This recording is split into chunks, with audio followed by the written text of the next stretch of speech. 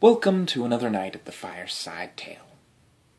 The story that I'm about to tell you tonight was based off a story written by Pete Seeger, and I don't know how much of this story is true.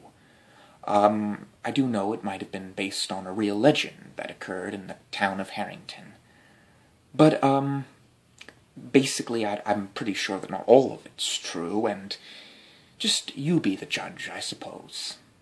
Anyways, in the town of Herrington, the people were very much neat and orderly.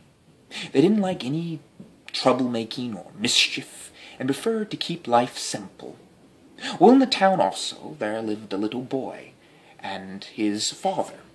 Now, the little boy loved to play his ukulele, and he'd go around the town playing his ukulele and making all sorts of noise, and the people would hate it. They'd put their hands over their ears.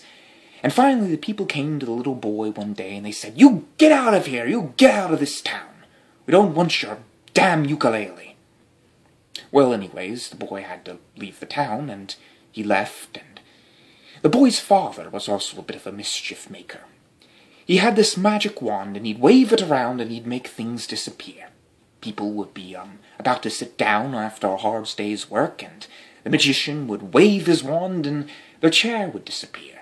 Or the person was about to take a drink from a glass of lemonade, and suddenly the glass would disappear. Well, the people said, "You get out of here too.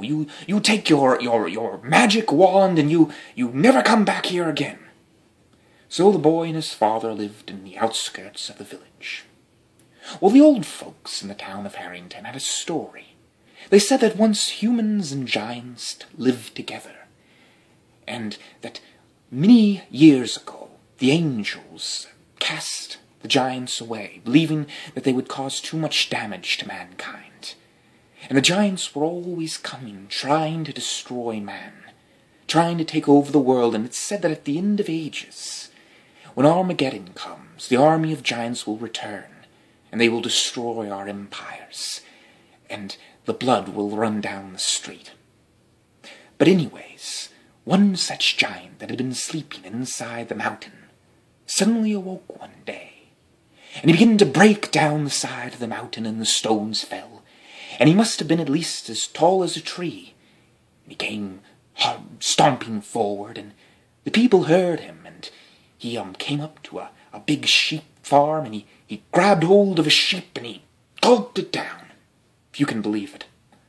Anyways, the people were all worried, and they came together, and they decided what they were going to do against such a horrible beast. Well, the whole army came, and they tried to destroy the giant, but the giant just let out a mighty breath, blew them all away. He crashed through the city, and the people were all frightened, and they didn't know what to do. But the boy and his father heard the noise, and they came running to help their village. And the father said, "Son, I have an idea. I can make the giant disappear, but he must stand still. I can only do it with objects that are solid and motionless." So the boy, he came up with an idea. He started to play that ukulele. And if I remember the song correctly, it goes like this.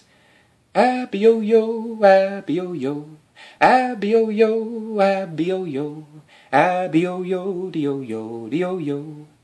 Well, when the giant heard a song being sung about himself, a foolish grin spread across his face, and he started to dance. Oh, abby-o-yo, abby-o-yo, abby-o-yo, abby-o-yo, abby-o-yo, dee-o-yo, dee-o-yo.